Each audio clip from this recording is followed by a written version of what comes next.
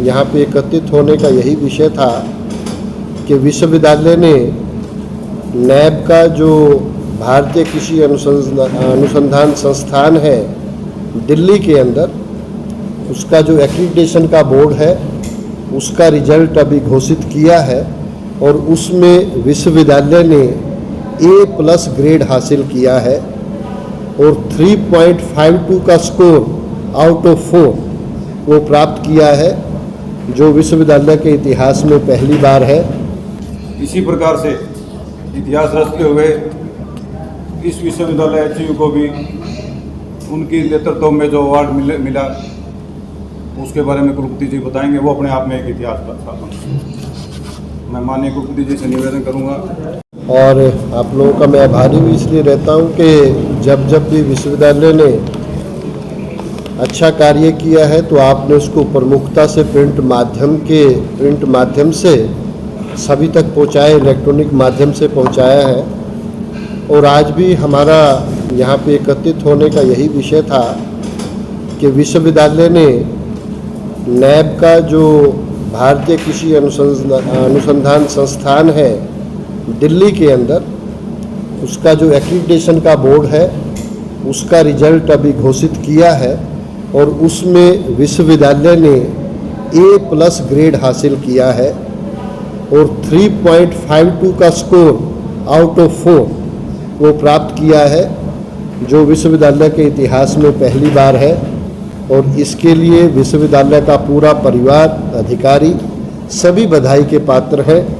कि उनकी कड़ी मेहनत ने, यदि अनुसंधान में अच्छी वैरायटीज निकालने की बात है, शिक्षण के अंदर एक क्वालिटी एजुकेशन देने की बात है और विस्तार शिक्षा में जो भी तकनीक यहाँ पे आई है उसको किसानों तक पहुँचाने की बात है, उसमें बहुत सराहनीय कार्य किया है। और उसी के तहत आज विश्वविद्यालय को नैब के द्वारा, ICAR के द्वारा A+ ग्रेड दिया गया है और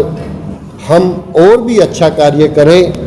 उसके लिए हमारी पूरी टीम अब भी प्रयासरत है कि जो नेशनल एजुकेशन पॉलिसी 2020 आई है उसके अनुसार इस वर्ष से वो सभी चीज़ें यहाँ पे लागू की जाएंगी और उसमें लगभग 200 ऐसे कोर्स हैं जो कौशल से संबंधित है, ताकि हमारे बच्चे जो भी यहाँ पे पढ़ने के लिए आते हैं उनको अपनी डिग्री के साथ साथ कम से कम 2 कोर्सेज में कौशल भी दे दिया जाए और जब भी वो बीच में यदि किसी कारणवश उनको पढ़ाई छोड़नी भी पड़े तो उनको डिप्लोमा कोर्स या सर्टिफिकेट कोर्स मिल सके। इस तरह की कुछ जो नई बातें हैं वो राष्ट्रीय कृषि शिक्षा नीति के अंदर दी गई हैं, उनको भी इस वर्ष से हम लागू करेंगे। जो ही भारतीय कृषि अनुसंधान संस्थान के द्वारा वो अनुमोदित कर दी जाती हैं, वो बिल्कुल फाइनल स्टेज पे अब चल रहा है। इसी प्रकार से मैं आपको दूसरी बात यहाँ पे बताना चाहूँगा कि विश्वविद्यालय अभी हमने नए कुछ कोर्सेज यहाँ पे शुरू भी किए हैं और जो पूर्व में BSc honour agriculture 4 year programme और BSc honour agriculture 6 year programme, यानी कि 12वीं कक्षा के बाद और 10वीं कक्षा के बाद हम छात्रों को यहाँ पे एडमिशन देते हैं। उसका परिणाम भी आज हम घोषित कर रहे हैं और आपको जान के खुशी होगी कि 6000 से ज़्यादा छात्र वो हमारे जो प्रोग्राम है BSc ऑनर 4 ईयर का जो प्रोग्राम है BTech का और बायोटेक्नोलॉजी का, उसमें 186 सीटें हमारे पास है और उसमें जो टॉप करने वाला बच्चा है राहुल जाखड़, उसने 88.5% मार्क्स जो है वो प्राप्त किए हैं। इसी प्रकार से जो 6 ईयर प्रोग्राम है 2+4 का, उसमें लगभग 3000 बच्चे जो हैं वो अपीयर हुए थे और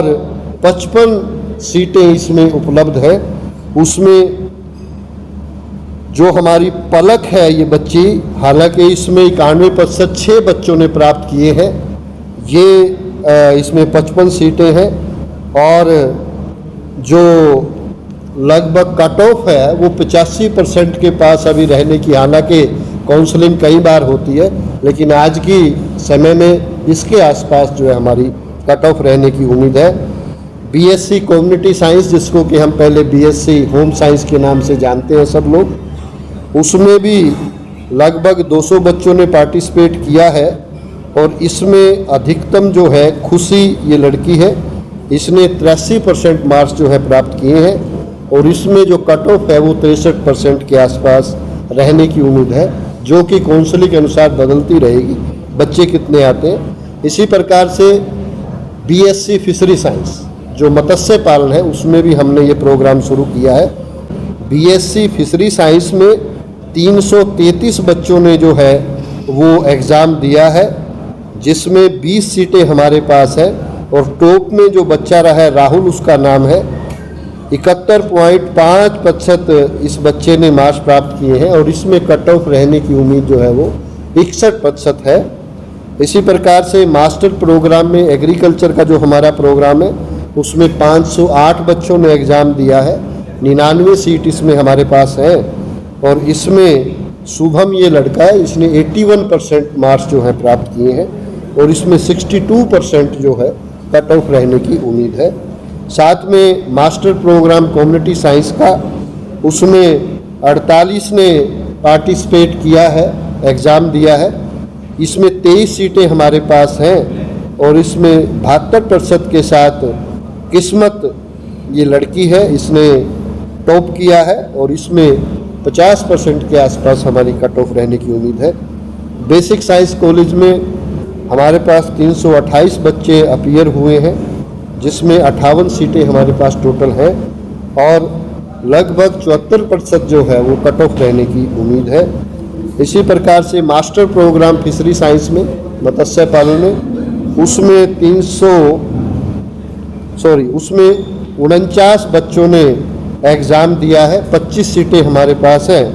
और अधिकतम जो है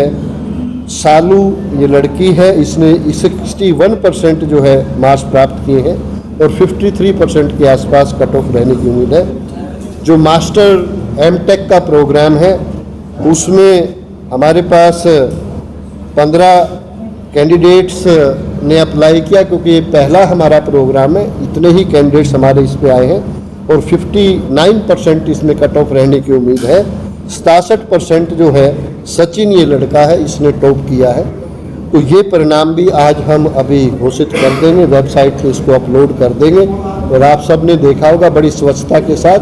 ये लिया गया ताकि समय पे हम अगला सेशन शुरू कर सकें। ये भी यहाँ पे मैं आप लोगों के साथ शेयर करना चाहता था। और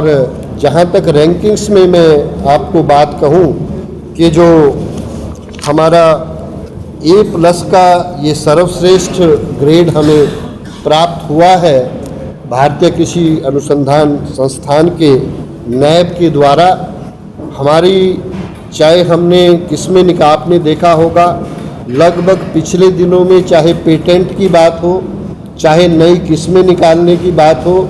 चाहे विदेशों में बच्चों को भेजने की बात हो, या फिर हमारा faculty exchange programme, student exchange programme, नए कोर्सेज शुरू करने की बात हो,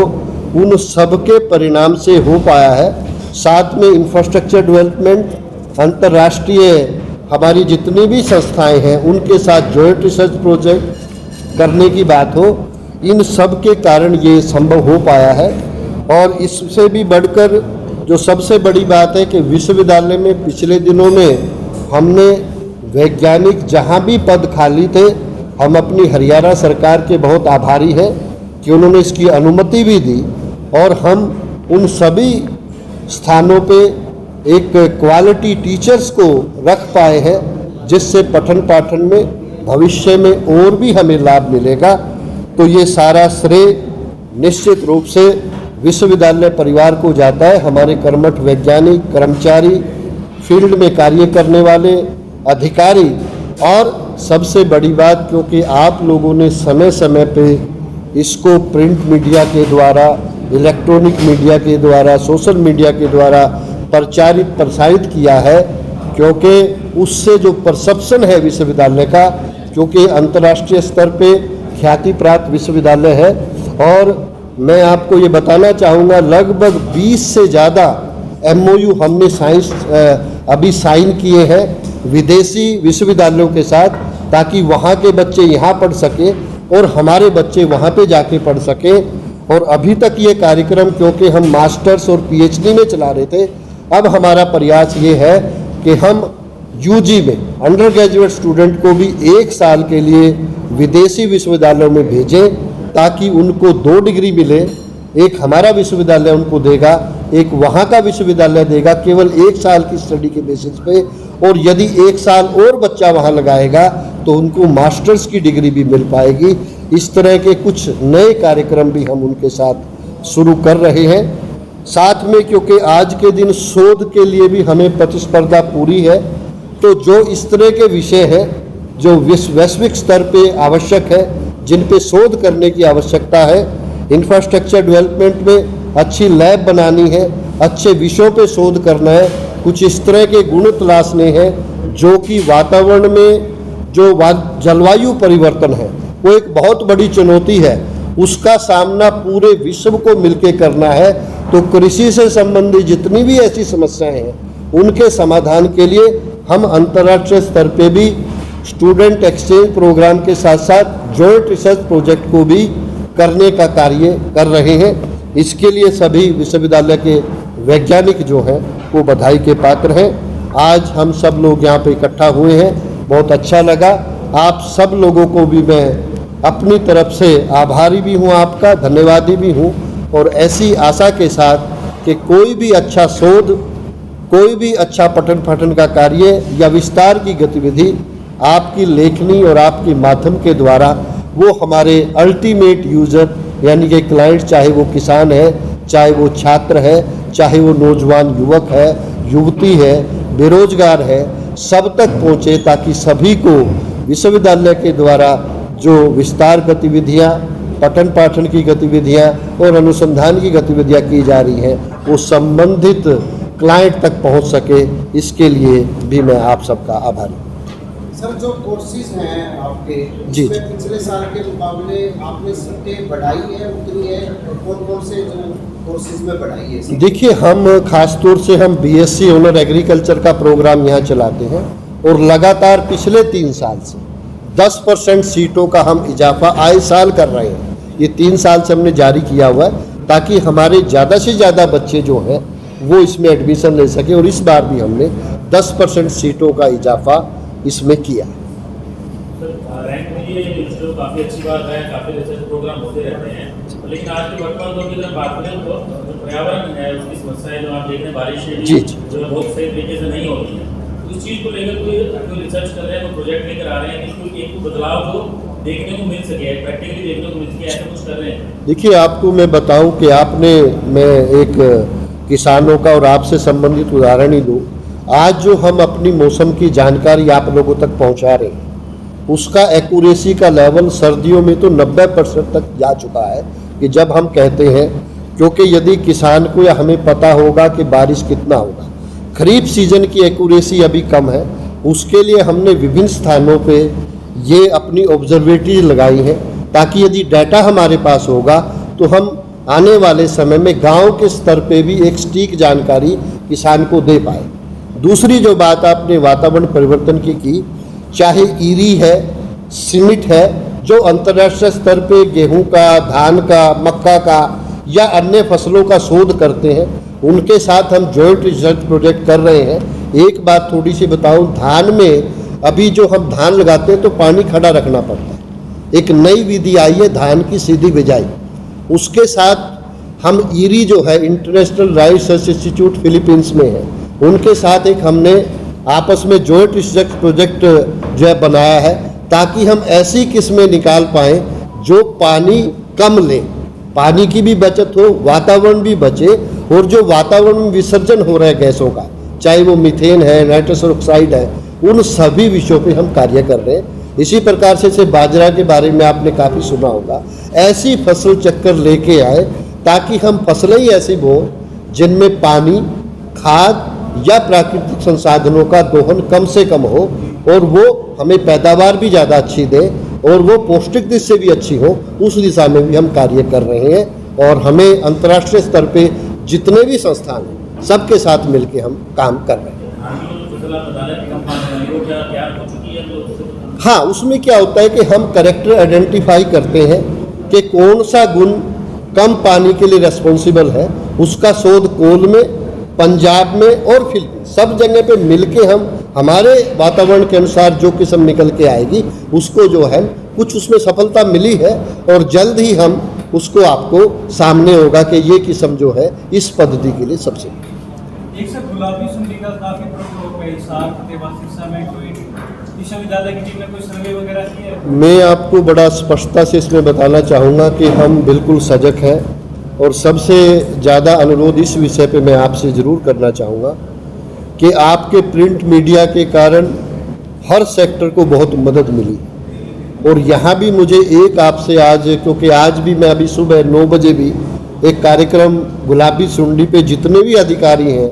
जिन जिलों में कपास उगाई जाती है उनके ट्रेनिंग प्रोग्राम हम अभी से नहीं, जब से फसल लगी थी, जब पिछली बार चुनाई हुई थी ना, तभी से हमने इसका प्रोग्राम शुरू किया था। क्योंकि गुलाबी सुंडी का प्रकोप जो पिछले साल की आपकी बनछटी बच जाती है ना, जो अवशेष बच जाते हैं, उसमें उसका जो लार्वा है वो हाइबरनेट होता है, सुप्त पड़ा रहता है। और मार्च के महीने में जैसे ही गर्मी होती है तो वहाँ से उस लार्वा की तितली बनके, और जब कपास की फसल में फूल आते हैं उस पे सबसे पहले वो खाना शुरू करता है। तो हम तभी से इस पे लगातार संदेश भी दे रहे हैं, हर सप्ताह 2 दिन में जुट कर 2 दिन के बाद आज भी उस पे हम पूरा कार्य कर रहे हैं। 40 से ज़्यादा गाँव में हमारी स्वयं विश्वविद्यालय की टीम जाके सर्वे कर चुकी है, कहाँ पे कितना ETL लेवल है, कहाँ पे थ्रेशोल्ड लेवल है और किसान को करना क्या है। बस मेरा आपके प्रिंट मीडिया के माध्यम से एक यहाँ पे अनुरोध रहेगा कि हम पैनिक ना होने। जब पैनिक हो जाता है तो किसान अंधाधुंध रसायनों का प्रयोग शुरू कर देता है। तो हमारी बहुत अच्छी सिफारिश है और कोई इसमें घबराने की बात नहीं है। पिछले साल भी इसका बहुत शोर हुआ था। मैं आपको बताना चाहूँगा कि पिछले साल और उससे पहले साल हमारा जो उत्पादन है कपास का एरिया घटा है पिछले साल, और उत्पादन लगभग दुगना हुआ है। जबकि पिछले बार भी इस गुलाबी सुंडी को हमने बहुत शोर के साथ, इसके डेटाज मैं अपने से बना के नहीं, आप कृषि विभाग से इसको कन्फर्म करें। इस साल भी यदि किसान भाइयों ने जो हमारी सिफारिश है उसके हिसाब से हमारे मैसेज को देखते हुए हम हर किसान तक हर माध्यम से पहुंच रहे हैं, आपके प्रिंट मीडिया से भी, सोशल मीडिया से भी, SMS के द्वारा भी, और जो भी हमारे टेलीफोनिक कॉल्स हैं हमने अपने नंबर दिए हुए हैं। और ये केवल एक संस्था नहीं, कृषि विश्वविद्यालय, कृषि विभाग, हमारे 3 विश्वविद्यालय, राजस्थान का हो, पंजाब का हो, हरियाणा का हो, उनके डायरेक्टर रिसर्च, प्राइवेट कंपनीज, हमारे प्रगतिशील किसान सब मिलके इस मुहिम में, और इसका अच्छा समाधान है। कोई पैनिक होने की आवश्यकता नहीं है, हम इसको बड़े अच्छे से नियंत्रित कर पाएंगे। कई बार एक आध सुंडी मिलने से कोई थ्रेशोल्ड लेवल नहीं चला जाता है। 5% फसल तो हम मानते ही हैं, क्योंकि वो कीड़ा कभी रेजिस्टेंस ना हो, उससे किसान भाई 100% मारने की कोशिश करते हैं, वो अच्छी बात नहीं है। वो भी हम बताएंगे कितनी सुंडी, कितनी थ्रेशोल्ड लेवल, सारा कुछ हमारे वैज्ञानिक किसानों के खेतों पे जाके बता रहे हैं। और एक और मैं नोट करना चाहूँगा, कोई भी ऐसा किसान भाई जिसका नंबर हमारे जो फसल संबंधी हम जानकारी देते हैं उसमें रजिस्टर्ड नहीं है, वो कृषि विभाग में लिखवा दे, हमारे कृषि विज्ञान केंद्र में लिखवा दे, कृषि विश्वविद्यालय में लिखवा दे, आपके माध्यम से हमारे पास पहुंच जाएगा तो हम उसका रजिस्टर कर पाएंगे, ताकि उसके घर बैठे उसको जानकारी मिल सके। पिछले 5 साल से ज़्यादा समय से सुंडी वाली दिक्कत चल रही है, क्या दिक्कत क्या है, खत्म क्यों नहीं हो पा रही? कम्युनिकेशन गैप है किसानों के बीच, या कोई एग्रीकल्चर? देखिए, इसमें क्या होता है जी, जब कीड़े में एक परमात्मा ने हर चीज़ में जीने का एक शक्ति दिया, जब से हमारी दूसरी जो सुंडियाँ आती थी कपास में, तो हमने उसमें एक जीन डाल दिया, BT के नाम से आपने सुना होगा। और क्योंकि उसमें जो रेफ्यूज़ था, रेफ्यूज किसान भाइयों ने क्या किया कि उसको बोना ही बंद कर दिया। हमने कहा था भाई चारों तरफ जो है कुछ कपास आप ऐसी लगाइए जिसमें वो कीड़ा जिंदा रह सके। जब हमने तो उसमें जो म्यूटेशन होने के बाद एक रेजिस्टेंस पैदा हो गया, और हम 5 साल से अब नई तकनीक भी आई, एक मेटिंग डिसरप्टिंग जो है नई तकनीक आई है। उसमें क्या होता है कि एक गंध निकलती है, तो जो मेल है, जो नर है, वो भ्रमित हो जाता है। वो है तो केमिकल की सुगंध, लेकिन वो उसके कारण वो हमने एक तार के रूप में उसको पौधे पे बांध देते हैं, तो वो वहाँ पे जाके मेट करना चाहता है। वहाँ पे मेल तो है ही नहीं, मादा वहाँ पे नहीं है,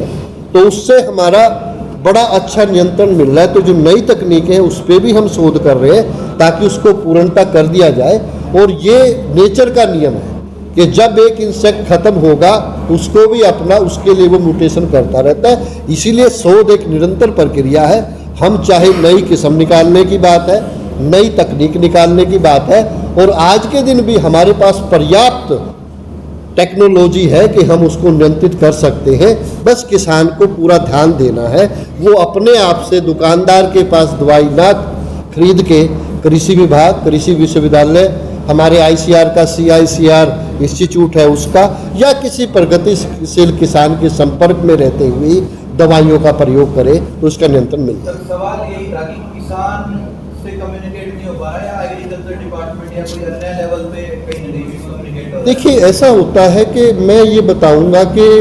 100% एक दिन में किसी भी ज्ञान को पहुंचाना ये एक बड़ी धीमी प्रक्रिया है। अटैक भी इतना ज़्यादा नहीं था। अब इस बार जो किसानों का एजुकेशन का लेवल है, स्किल का लेवल, वो कहीं ज़्यादा है कि किसान ने अभी से उसको टिंडे को तोड़ना, पिछले साल ऐसा नहीं था। उसका जब खराब हो गया तब उसने, जब ये परिस्थिति आ गई तो नियंत्रण अपने आप ही अच्छा हो जाएगा। तो किसान की जो भागीदारी है उसको लाने में समय लगता है, क्योंकि वो गैप है एक एजुकेशन का, और उसीलिए निरंतर हम ट्रेनिंग प्रोग्राम भी कर रहे हैं। और आपसे भी मैं बार बार जो अनुरोध कर रहा हूँ, क्योंकि अखबार हर व्यक्ति पढ़ता है, तो उसमें आप यदि ये जानकारी वीकली जब भी हम यहाँ से आती है आप तक पहुँचाएंगे अपने PRO के माध्यम से, आप यदि उसको डिस्ट्रिक्ट स्तर पे, नेशनल लेवल पे डालेंगे तो इससे किसान का बड़ा भला होगा, वो फायदे। अच्छा, अभी आपने बताया कि जो लार्वा है, जो गुलाबी सूखे का, वो लकड़ी के अंदर होता है। क्या जड़ से, जैसे फसल पूरी होने के बाद जड़ से निकाल के तो क्या होता है? देखिए, नहीं, हम ये कहते हैं कि यदि उस वन छटी को आप 2 चीज़ें करनी है, या तो खेत में उसको बा दें आप, तो मिट्टी में जो है वो फिर जिंदा नहीं रहे, अगली फसल पे नहीं जाएगा, क्योंकि वो सारे अवशेष आपके सीजन में गड़ जाएंगे। यदि आपने बनछटी इकट्ठी कर भी ली तो उसको आप जाली से ढक दें ताकि वहाँ से तितली बन के वो बाहर ना जाए। इसलिए हमारे 2 ही हैं कि वो जड़ में कोई दिक्कत नहीं, उसको बाहर जब हम रख रहे हैं, जो उसकी वो फगड़ी होती है ना, कॉटन निकालने के बाद वो उसमें लार्वा रहता है, या जो टिंडा खुला ही नहीं उसमें रहता है। तो मेरा कहने का मतलब, या तो उस बनछटी को आप ढक के रखें, मार्च तक कोई दिक्कत नहीं है, मार्च तक उसको आप रख लें, उसके बाद जलाने का प्रयोग ना करके आप फरवरी जैसे ही मौसम गर्म शुरू होता है तब से उस पर जाली से ढक देंगे तो ये समस्या